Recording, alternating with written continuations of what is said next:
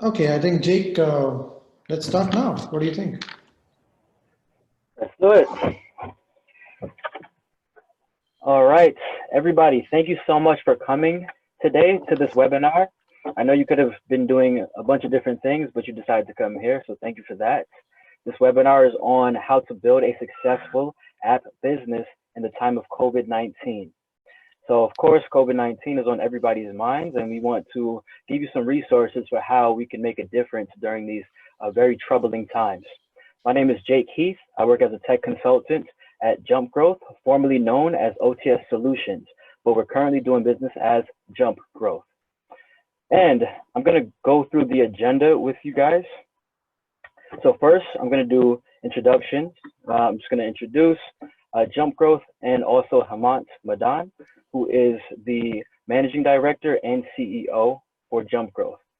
And then after that, we're going to go into a presentation where Hemant Madan is going to explain how you can build a successful app business during these times. And then following that, we're going to have a question and answer where we have prepared questions that we're going to ask Hemant. And these questions come from some of our guests who wanted to send us questions beforehand. Now, if you would like to ask questions, please put your questions in the chat, and we're going to have about 15 minutes for Hemant to answer those questions. I'm going to take those questions and ask them myself. Hopefully, those questions aren't questions that I've already asked or things that he hasn't already addressed throughout his presentation. All right. Okay, so just a bit about Jump Growth. So Jump Growth is a software development agency based out of Dallas, Texas. We use the latest technologies to create web and mobile apps that are for user experience. And they are also equipped with sophisticated architecture under the hood. We believe in having the perfect balance between design and function. And a bit about Hemant Madan. So as I said before, he's the CEO and managing director for Jump Growth. Hemant is a seasoned serial entrepreneur with over 15 years of experience in IT and software development, specializing in web, mobile apps, and custom software. He has worked with small, medium, and enterprise businesses across the globe, providing IT and software development services tailored to their needs. These services include, but are not limited to, web, mobile, wireframe, and MVP development, business management, P&L responsibility, and team management. His team has built over 100 plus apps and has a portfolio of over 300 company case studies. Hemant is the founder of Sodality, a mobile app platform helping nonprofit, religious, and membership organizations engage with and grow their membership network. He's the co-founder of Field Task, a subscription-based field technicians management software platform, and he's the CTO for BAM, before and after meeting manager for planning, collaborating, sharing, and managing all of the crucial details needed for a productive business meeting or a great get-together. With his extensive experience in successfully building and deploying apps and managing development teams, Hemant will walk you through the necessary steps for how you can build the next groundbreaking app business despite COVID-19's economic effects. All right, so over to you, Hemant, to start with the presentation. Hey, thank you, Jake. Thanks for that small introduction and introducing everybody to Jump Growth and to me. Well, as Jake said, thanks a lot for all of you guys to come and join us today for this webinar. We are very excited to bring this on. Although it's a very difficult time for all of us as humans, we need to kind of keep in mind the overall sensitivity of the issue while we speak about the new opportunities and how we can revamp and re-jump back into the business. So this small presentation I've kind of created for us to go through that topic of how to first build an app business and then further grow it slowly. To jumping directly into the topic. So let's start with a brief overview on the impact of this pandemic and what really has this done. With humility and with gratitude, I would like to say it has been a overall very bad and overall a very humane impact on us as a civilization. We see As of today at 12:30 p.m., when I took these numbers, uh, this was heartbreaking. 1.4 million people who have been already infected. We have over 80,000 people who are dead in US alone, and only 274,000 people have recovered. This number, although I believe, would be growing further. This is a very, very humbling statistics to look at. And in all this, we need to also understand how has this really impacted all of us economically. And the biggest impact, which I think everybody must have been reading these days, is the unemployment. The unemployment is kind of already skyrocketing to 20.5 million, which is expected to reach around 26 million unemployed by June, which is like almost 20% of the employable workforce of US. 25% of all the small businesses might be on the brink of closure, which is a big number. That's the backbone of our economy. It's impacting everybody, small, big, whatever you say, but very largely impacting the small businesses for the first time, because a lot of these businesses, the overall society has changed so much. How does this impact the economy? We know that we are already in recession, or we might be just facing a bigger recession. You never know. The way that we have been working, the way we've been living, this is the first time a recession is hit on the angle of how we behave, how we live, how is the mindset which is completely changing slowly as a society. That is going to impact our consumption habits, or the consumer habits of services and products. No longer we would be shaking hands. You never know. The overall behavior now of humans need to change from here on, which would then ask entrepreneurs like you and me to come forward, ideate, innovate, and create new things, create new business models, create new apps. There is where I believe there is a huge opportunity for everybody to kind of come forward and create the next unicorns for all of us. So as Theo Pfeffertis has said, he's a great British retail entrepreneur. He says recession always encourages entrepreneurialism and innovation. It does that every time, because when people have no options, they look at other things. So true. I think this is a time when we have to kind of retrospect and introspect on how did we land up here? And if we landed up here, then what do we do next? How can we go and do better things from here? And I think the key piece that we need to keep in mind from here is the ideation and the innovation piece. And when we do that, we need to understand where is going to be the next growth? Where is going to be the next idea? What really is really in trouble? What really is struggling already for all of us? So this is a small slide which I've created to help us understand the primarily the industries which are growing and the industries which are struggling. And some experts say that some of these industries might never be able to come back, or they will not revive as fast as some of the industries that they would, even if we, let's say, open tomorrow. And we've all seen airlines has been very badly impacted. Travel is impacted. Restaurants business are impacted. We have clients who have apps that were catering to restaurant business, the bars. They have literally, they don't have any business anymore. They don't want to work anymore. They don't know what's going to happen. It's a big unknown for everybody. And I think that's going to open a lot of doors. That's going to open a lot of doors of opportunities where new entrepreneurs can bring in new models of business, conducting business, and creating new ideas, creating new apps.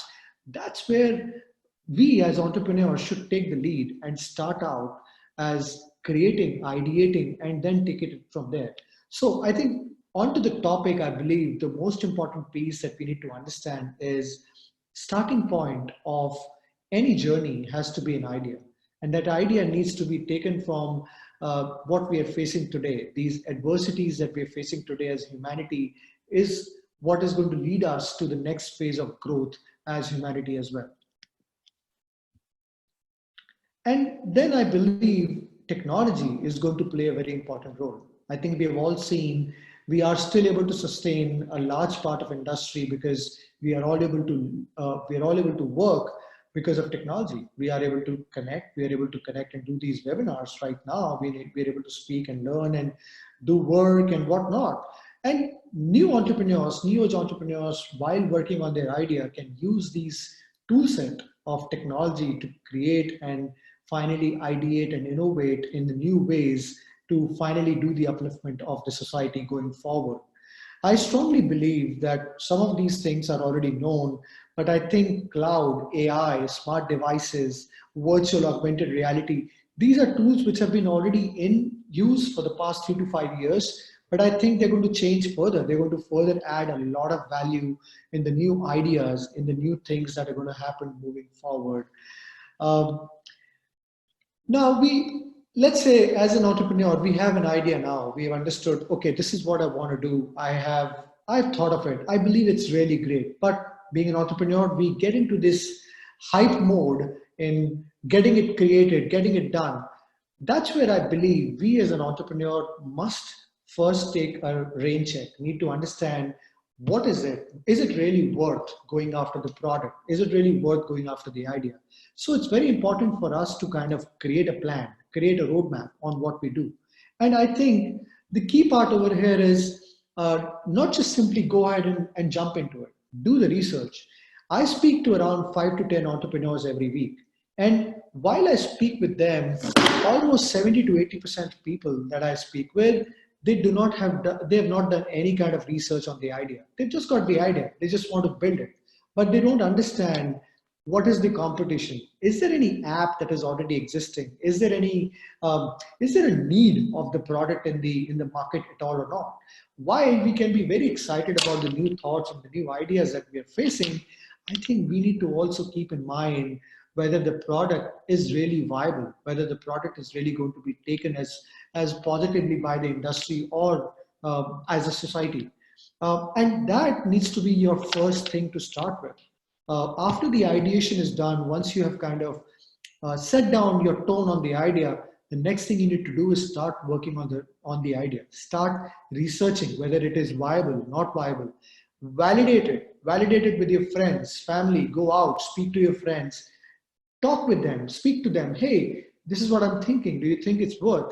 And take every feedback that you can think of, note it down, create an Excel, put the validation sheet, put it through, and that will give you a list of features that should be there in your first version. That can be 100 features, that can be 200 features, whatever it is. But that's your first list that you must create after you've researched an idea, after you've spoken to a few people. That list is going to give you the groundwork, or the lay down of the groundwork for your main MVP, or the minimum viable product, or the version 1 of your product, which is very important and key thing to move forward. Once you've done that, so now let's say you've kind of figured out this is what the number of features you want and this is what you want to do. What next? I strongly advise to do wireframes. What are wireframes? Wireframes are simple line drawn on a paper, a piece of paper or a bunch of papers, where you would draw the actual screens on how you feel your app would look like, or your users would see your app. And if I have to suggest entrepreneurs, I always tell them, try to do at least 10 to 15 screens. And you really don't need to be very advanced. You don't need to go online, look at the wireframing tools or whatever. You can simply start with the paper, start with the notepad, start drawing something. Have some 10 to 15 screens drawn by your own hand. That will help you visualize how you can, or how will you actually make the end product. Leave out all the technical details to your partner or whatever. Just work on the functional details, work on the features. How can I place the features all across on the screen or multiple screens? And then the key point, my friends, you have to go back to your friends and family again. Show them these screens. Take the feedback from the people. It's very important, because this feedback is going to lay down the groundwork of your final list of features that you want to build as your version 1.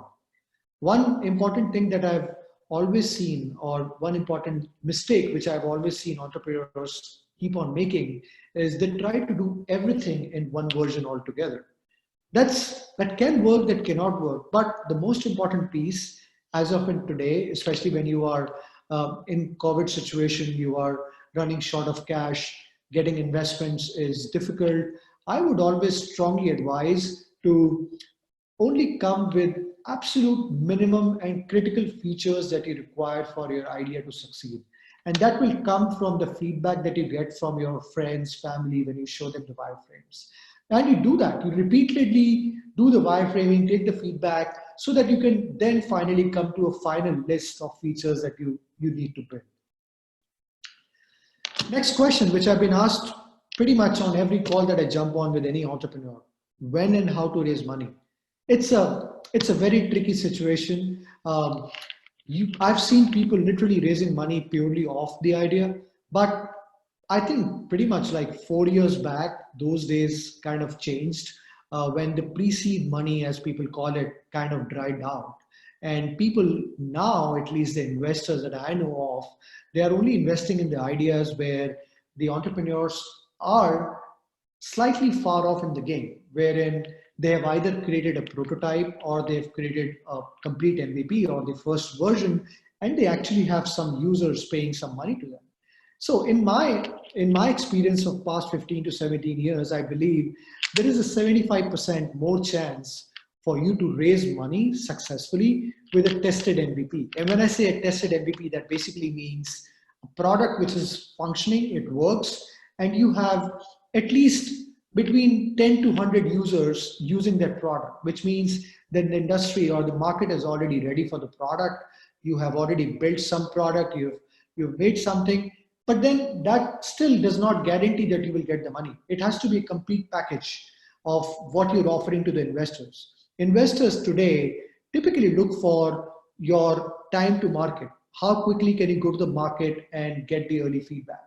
Are you a good team? Are you a perfect team or not? You should, I mean, again, as I said, it has to be a package. I've seen two co-founders building successful products, and I've seen team of 10 people building bad products. It has to be a complete mix of all these parameters that kind of come together that helps you in raising money and building successful products. Some of the things that you need to aim for is a good team, or a perfect team, as I call it. That can be including one tech guy, a marketing guy, a sales guy, a finance guy, a legal guy, or maybe you have to play these kind of roles yourself, or wear multiple hats when you go. And then you have to think on all these things. Think about how will you test your market fit? How can you move early into the competition? How can you edge your competition? How quickly can you fail and then again come back with reiteration? Reiteration, my friends, is the most important key thing in the overall process. When you start building, from there you have to be very receptive on the feedback and the ideas that you get back when you show it to your friends, when you show it to your first early adopters, whatever. And then from there, you go to the journey on raising money and consuming money. So you start with pre-seed to seed money, Series A, Series B, and so on and so forth till IPO or some financial event happens for your startup. Um, so I think these are the factors you have to keep in mind when you're raising money and when to raise money. Um, Once you have raised the money, or once you have kind of evaluated, yes, I think I have enough money to do my own MVP. Most obvious thing to do next is to build and to launch. Now, how to build it? Now, many of you might not be coming from technology side, which gets tricky for people at times, but you need to understand on what you need to do to get to build stage and to launch. And to do that, I have kind of prepared a small slide for you guys to understand. It's Don't directly jump into development. There are some very important questions that you should ask you or your team internally before you go in full swing and start developing. First, most important question is, who's coding? Do you have somebody in your team who's going to code, or do you need an external partner? Are you looking for a co-founder? Is that a good fit for you? Or can you outsource to somebody who can play that role till the time you bring on somebody full-time on tech? Those are the few questions which can be totally dependent on what situation you are on, but they are all valid if you are playing or if you're going in this journey of starting an idea, moving forward, and way beyond. Second question is, what are you building? Are you building just a prototype, which is just a design? Will you be able to raise money? What's the objective? Is your objective just to raise money, or is your objective to go successful, create a full-blown product? Then what are the platforms you're targeting? Are you targeting just the mobile phones? Are you targeting web application, or are you targeting both?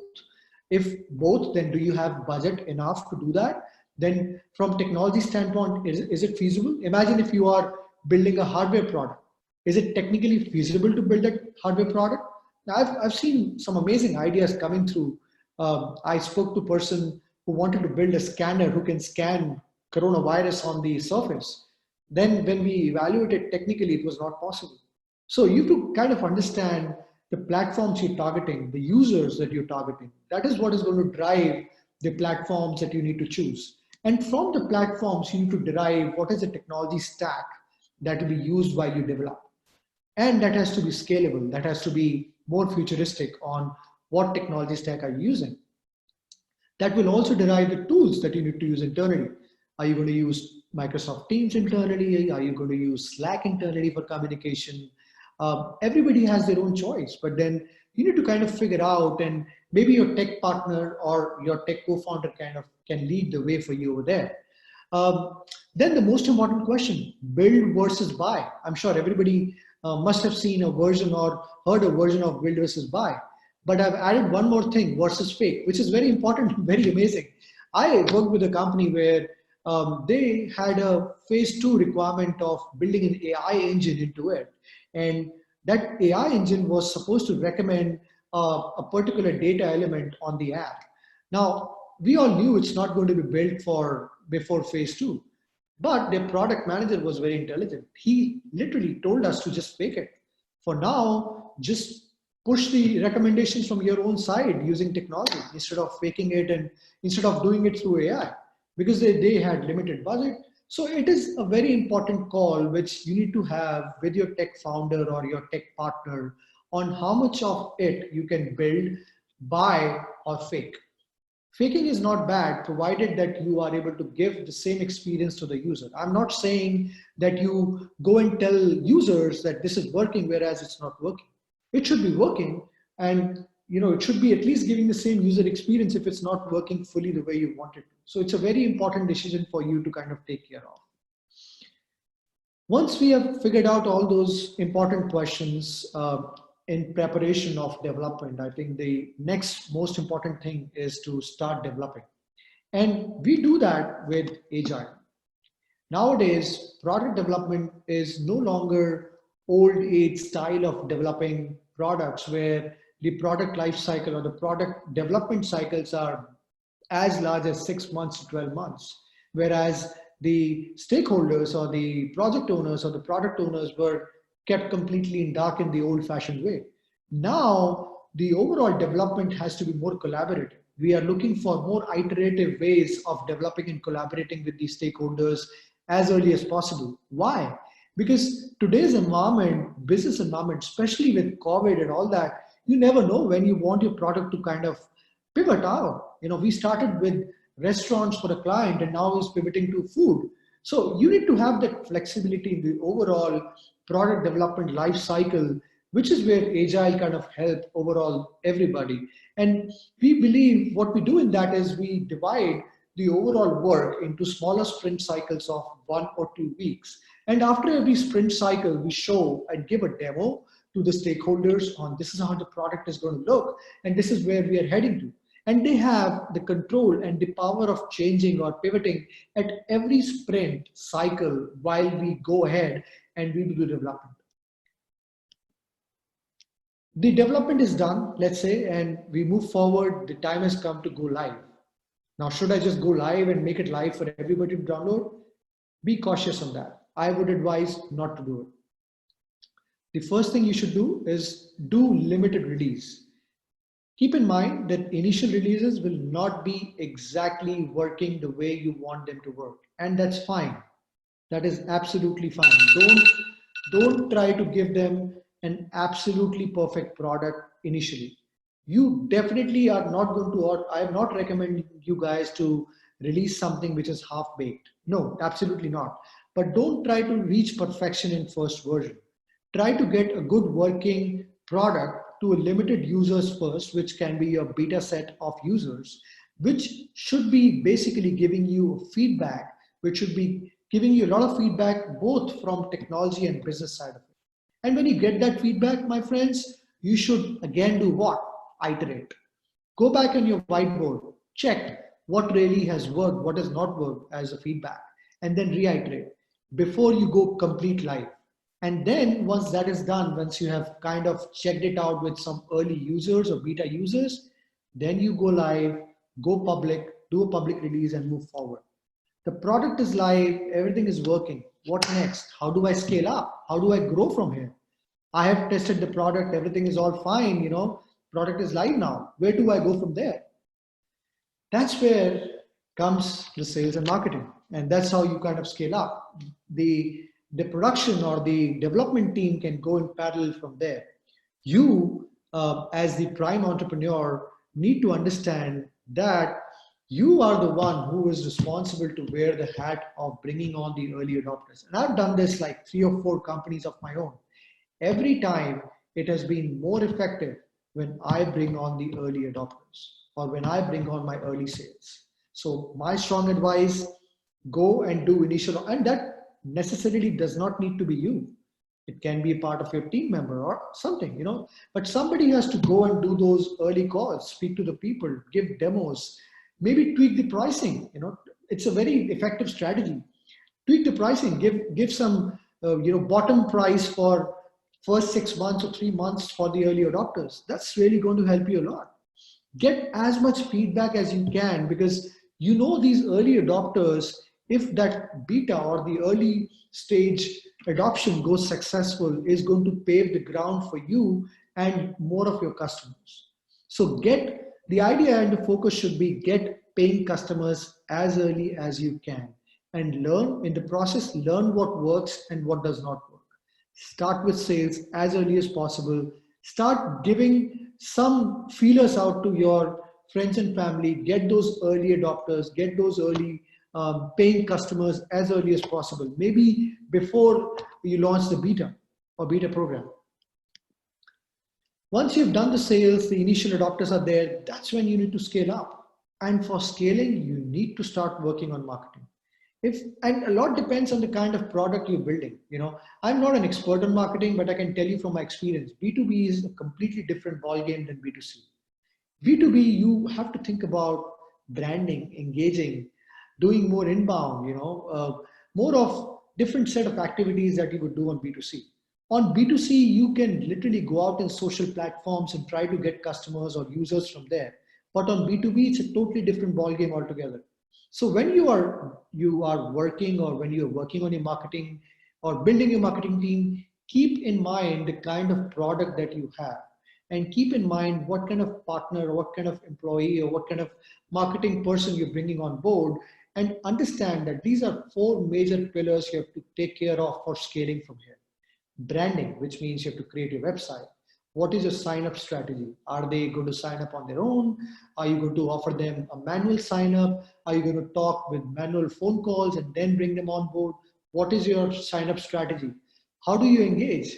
What is the content strategy? Are you producing video content, just a text content? How many updates are you doing? What is the inbound strategy? Are you running paid advertisements? And trust me, that money goes off like this. You have to be very cautious on how much you're spending on advertisements. And that works. And I know it works because I've tested it in the past years.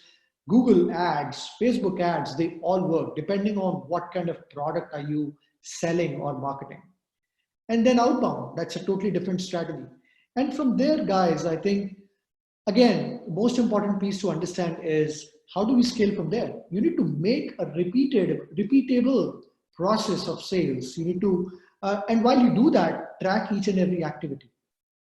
Today, I manage a team of around 5 to 6 guys, and I consistently do that. I track each and every data element of how and what is working for me.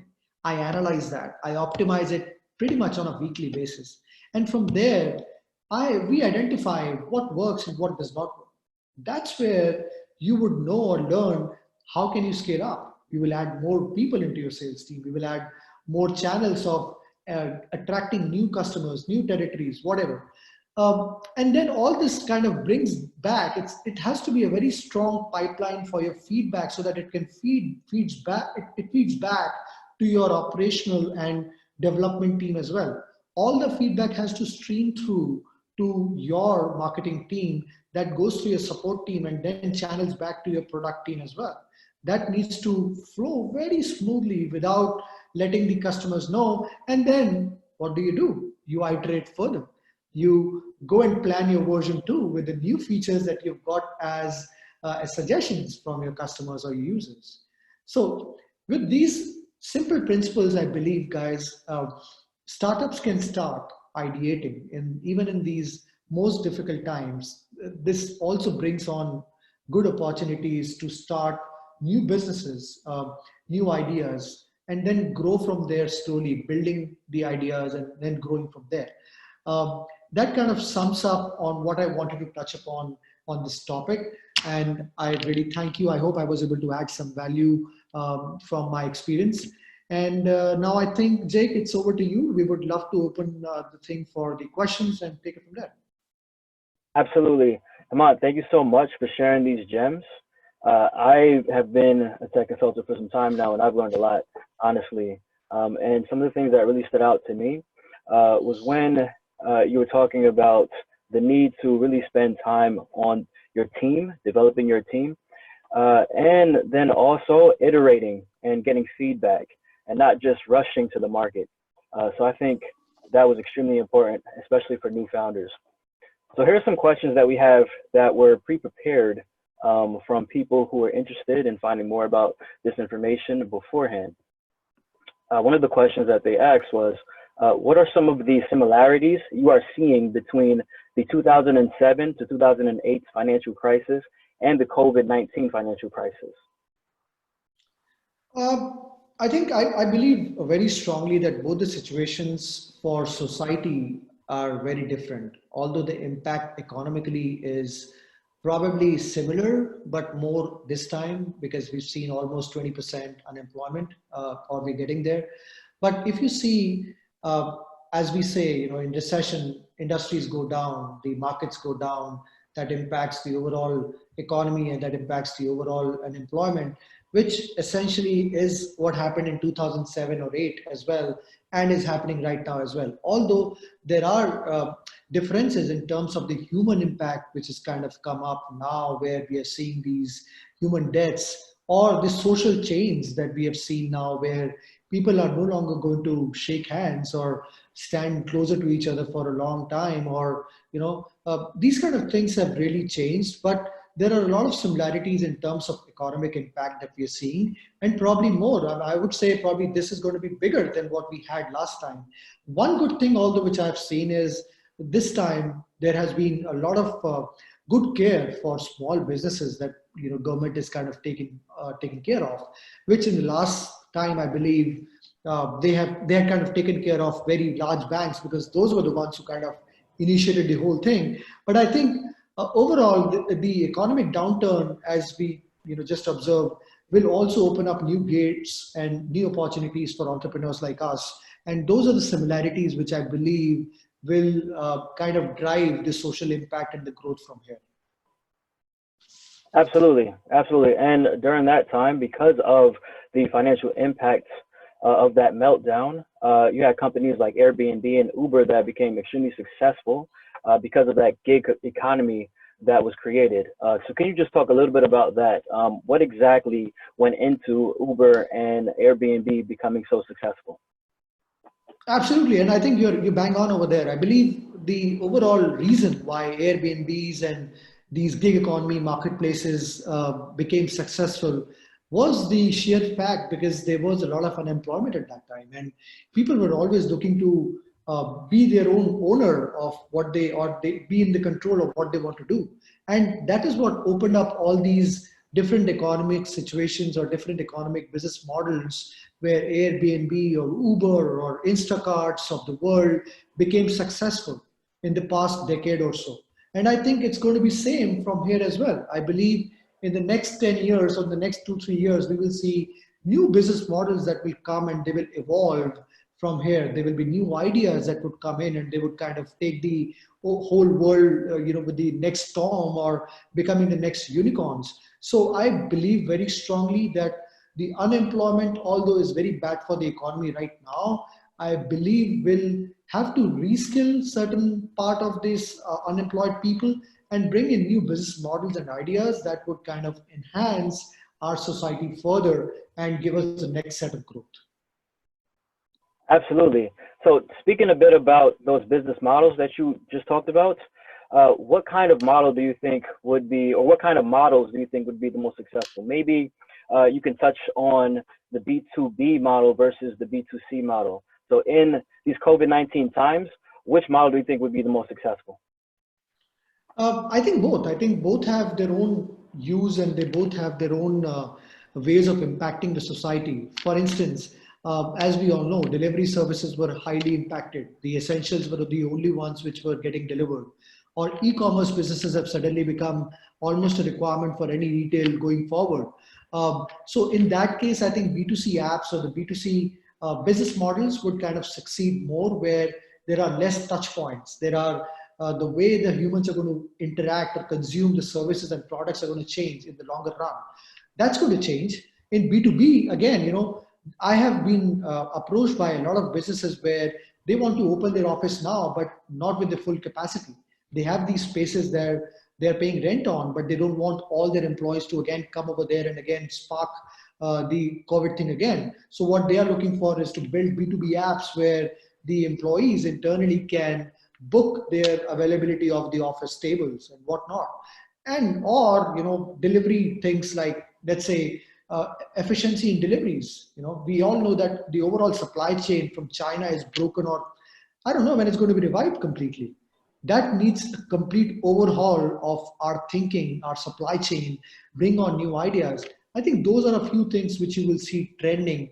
And of course, I would say healthcare. It's big. It's going to be big more.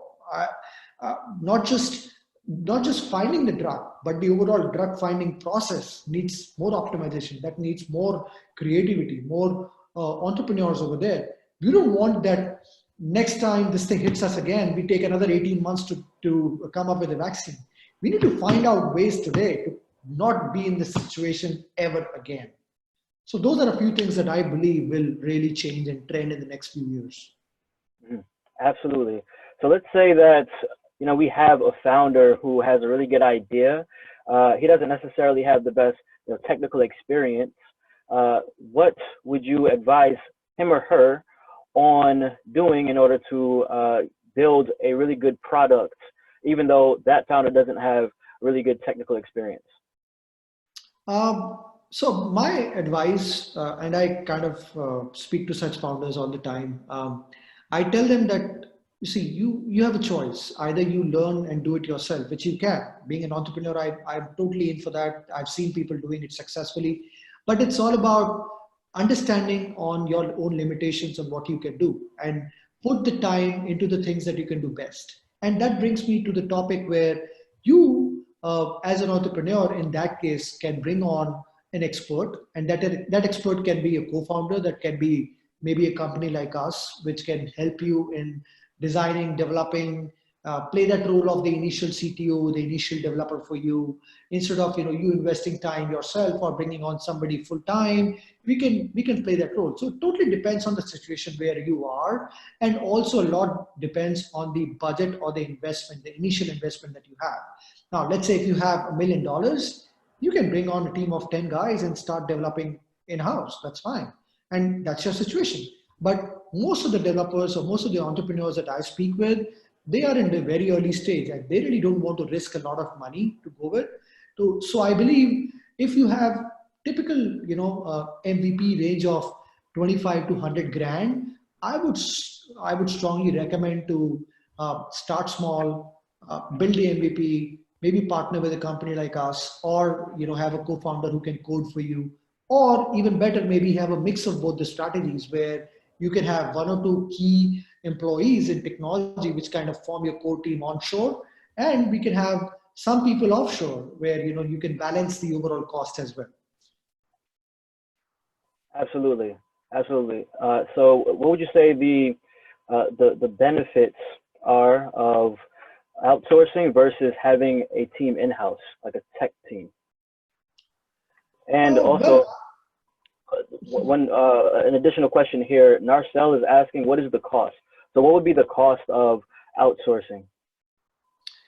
Well, cost of outsourcing depends on the location, to be honest. As we all know, the cost of hiring an engineer over here is going to be almost 2 or 3 times of what you would pay somebody offshore. So depends on where you want to outsource. If you're looking for somebody in-house, if you're looking for somebody or an engineer who should be in US for various reasons. We have worked with clients where it was a necessity for the engineers to be onshore in US. And we have worked with clients where they have no problem with engineer working from India or from whatever. In that case, that becomes kind of easier and cost effective, much more cost effective than having somebody over here. And I must also touch upon that, especially with these COVID times where 8 out of 10 times you would not find engineers working from your office. I think it doesn't make any difference if somebody is sitting in Ukraine or India or Mexico or whatever. If the engineer is good and skilled, I don't believe that it should really matter initially. It might matter once you've reached to a point where you require people in house and you require people in the office 24 by 7. And there are ways to kind of mitigate that as well. But to answer you, I think the cost difference is pretty much 2 to 3 times between doing something onshore and doing something offshore. The benefits for outsourcing is multifold.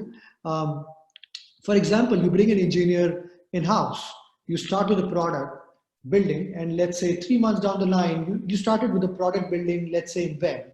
3 months down the line, you realize with the feedback that you got from the market that these people or the users are actually looking for a mobile app.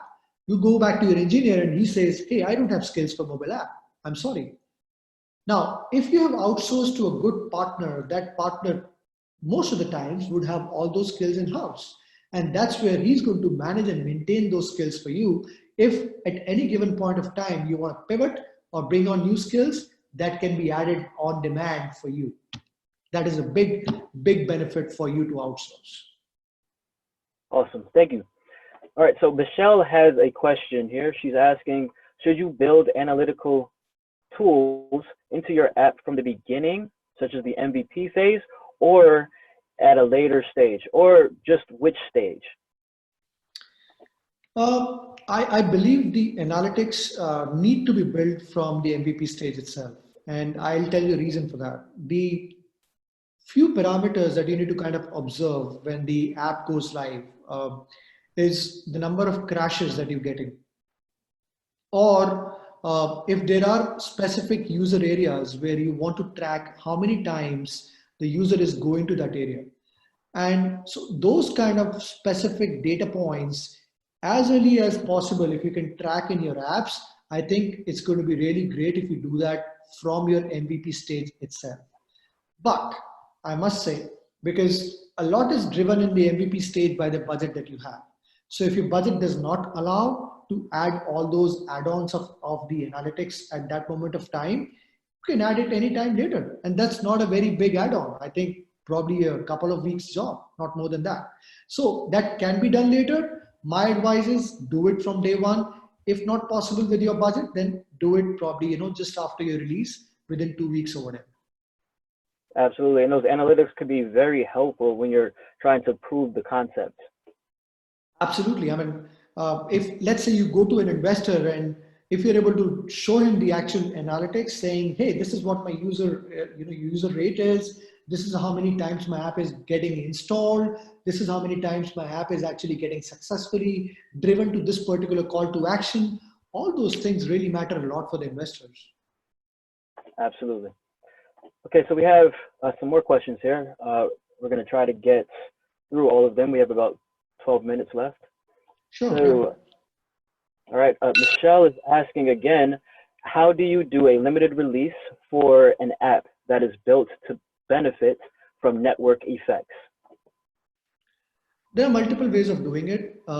One way is that you create a website or a landing page first, where you allow the people to just register for a launch, and you collect all these email IDs and put that in an Excel or whatever. And then when you're ready for a public or a limited public release, what you can do is go on tools like TestFlight, which is a tool provided by Apple, or go on Google and do limited release to only those email IDs that you have collected as the early adopters. That's a strategy which I've seen successfully driving a lot of traffic to a lot of apps that we've built, and I strongly recommend that. So start with a web page, simple landing page, gaining some traction, asking them to sign up as an early adopter, collect all those email IDs, and do a limited release to only those email IDs to start with, and get the feedback from them. Once they have given the feedback to you, then you can go overall full blown, fully public release. But I think it's a good strategy to just go limited public release and then full blown public release. Absolutely agree. Getting traction is extremely important in the beginning stages. Absolutely, yeah. Okay, so next question. We have Doug. He's asking, can you touch on cross-platform development frameworks for desktop and mobile? Our case is we have native apps doing low-level access to device hardware and have been skittish about using a cross-platform tool. That gets tricky. So cross-platform, we need to understand that cross-platform kind of works phenomenally well if it is a simple app which connects to data on the cloud and gets the data from the cloud. Wherever it is a requirement where you have to connect to a device, or there is system low-level coding or low-level things that you need to do, many times the cross-platform frameworks today that we have kind of fail back. And in that case, I would strongly not advise to go for a cross-platform. But if an app is there where you have to collect the data, you have to do general things like location, showing it on the map, showing the data from the cloud, putting the data on the cloud, in those scenarios, cross-platform works like a charm. And I strongly advise only to go that route. But if you have something very, very specific, which is not possible with any cross-platform framework, only and only in that case, I would recommend going native in these days. Now, just to briefly touch on that, when cross-platform started, I think around pretty much almost around 8 to 10 years back, it was clunky, it was pretty bad. We have done work in Titanium Accelerator, which was like pretty bad and heavy stuff. It used to add almost 100 megabytes of the libraries itself. It was bad. But nowadays, the platforms have become so phenomenally well and very good that you can pretty much think of coding everything in the app. And I would like to mention React Native over here, which has really come up really well, especially with the idea in React Native that kind of plays down very well, where the app is limited from cross-platform capabilities. We can actually start coding in native language and have a mix-up of both. For the features that are specific to a particular platform, we can code in native language, and we can combine that with the cross-platform that we can do. And with that cross-platform, we can cover Android and iOS, primarily both the platforms that are there in mobile apps today. Absolutely. So we have a question that piggybacks off of that point. MB is asking, do you have to build separate apps for Android and iOS? Depends on the app, as I said. So if, again, I think it is kind of coming from the previous question. If you have an app which has a requirement of interacting on any system level hardware, or hardware which is currently not allowed in cross-platform, only then you should do the native, which I would say is only 15 to 20% of the overall requirements that we get. 70 to 80% of the requirements that we get for the apps can be easily taken care of by the cross-platform framework, in which case you will just have one source code to manage and maintain. And it's a big, big saving, trust me. In the long run, if you're maintaining two different source codes, if you have to add one feature, you will have to invest double, because you have two different source codes. You would require two different engineers at any given point of time. Essentially, even if you're keeping one source code, to answer your question, you can compile the same source code for cross-platform into two different platforms, iOS and Android.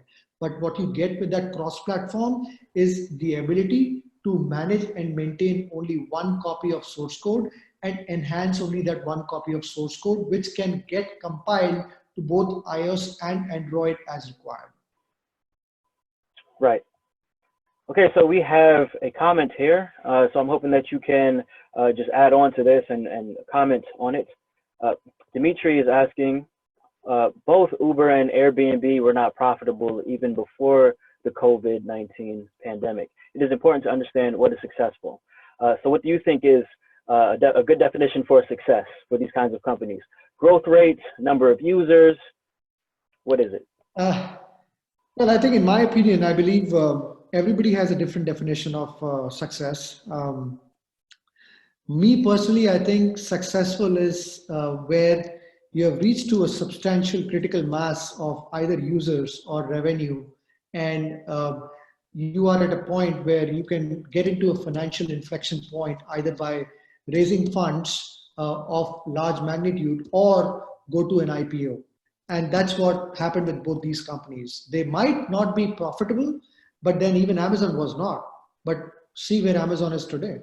So I think those days are gone where the startups were valued or seen only on the basis of profitability. I think the new age business where, or what we call as impact driven businesses now, or high growth businesses as we call it, they are more inclined towards revenue, more inclined towards user base and the impact that they're bringing on the overall society instead of piggybacking only on the profitability. Right. Okay, and we have one more question from the audience. Chris is asking, can you expand on cheap/frugal startup leadership? Can you repeat that? I'm sorry, I missed that. Frugal, same idea, same word. Cheap/frugal. Cheap leadership. That's a loaded question, I must say. So leadership, I think it's a different way of looking at how you lead and how you kind of pave the path for people to follow you.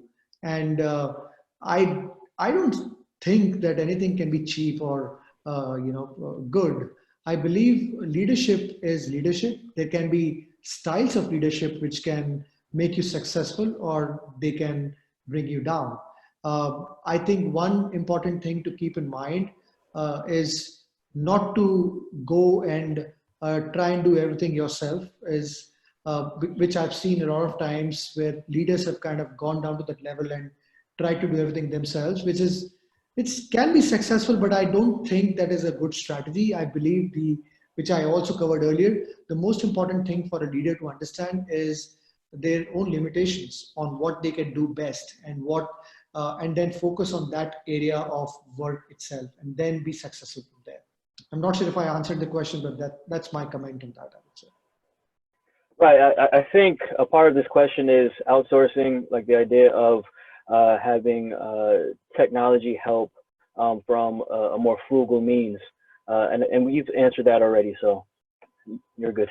I think I would like to touch upon that. So if we talk about outsourcing and cheap outsourcing and the quality of outsourcing, I would like to say this, that the efficiency level that you will get with somebody who's sitting right across the table with you will any day be better than anybody who's working remote. And that goes across the board, not just outsourcing technology. It goes across the board, be it sales, be it marketing. If somebody is sitting miles apart, coming from a different culture and environment, you need to give that leeway in between. So of course, the quality is equally important, but you have to keep in mind the differences that kind of play in that partnership. And don't consider that these partnerships are one-off. They have to be sought out and thought from a long-term manner. And you have to kind of think that even if there are small, short-term makeshift arrangements that you have to do when you're outsourcing, you will have to keep in mind that in the long term, they will give you more benefits than the issues that you're having right now. Also, added to the fact, I've seen and I've done multiple projects where there have been rescue projects where we have seen bad code, we have seen bad quality of work, we have seen bad architecture being chosen, we have seen bad technology stack being chosen. That's where I think you need to figure out the right partner for you. And that completely is driven by the kind of partner interviews that you're taking when you're finding the partner. It's as big as finding a wife or a partner or a spouse. You have to you have to speak with them. You have to learn what they've done. You have to understand what kind of experience have they got. You have to understand if they are talking the same wavelength as you're talking. You have to understand, can they be part of your vision? Can they understand what your technology requirement is? Do they have that skill set? Do they have that skill set right now? Can they come on board tomorrow? What is your requirement? Is that a fit? You have to think on all these things before pulling the plug. And even after that, I've seen some relationships do not work, but then move on. I would say that can happen with somebody in house as well. So don't just think that if it's outsourced, it's cheap. It's not. It totally depends on the kind of partner you're choosing. Unfortunately, in our industry of outsourcing, I've seen people just giving away any prices. That does not work. You need to think of a proper fit before you finalize a partner. Absolutely. And on that note, it is 6 o'clock, and I just want to say that we're very grateful for everybody who came out and who got value from this webinar. And to your last point, Hamad, about how finding the right founder is kind of like marriage. It's interesting that because of COVID-19, a lot of couples and married couples have been together often, like all the time. And Yeah. what's happening is a lot of them have been getting divorced because of this, because they're tired of being with each other 24/7. So even That's your true. co-founders want to make sure that you have some breaks. Yeah, absolutely. So on that note, I would like to thank everybody who joined us today. And these are my details. If somebody would like to reach out and they want to bounce any ideas with me, very happy to add value wherever I can. Thanks a lot, Jake, for conducting this. I think it was phenomenal. And I hope I was able to add some value to everybody who joined us today. Thank you. Thanks a lot, guys. Absolutely. All right. So everybody, I've left our contact information in the chat. If you want to reach out to us, feel free. All right. Have a good night, everyone. Good night. Bye. Bye-bye.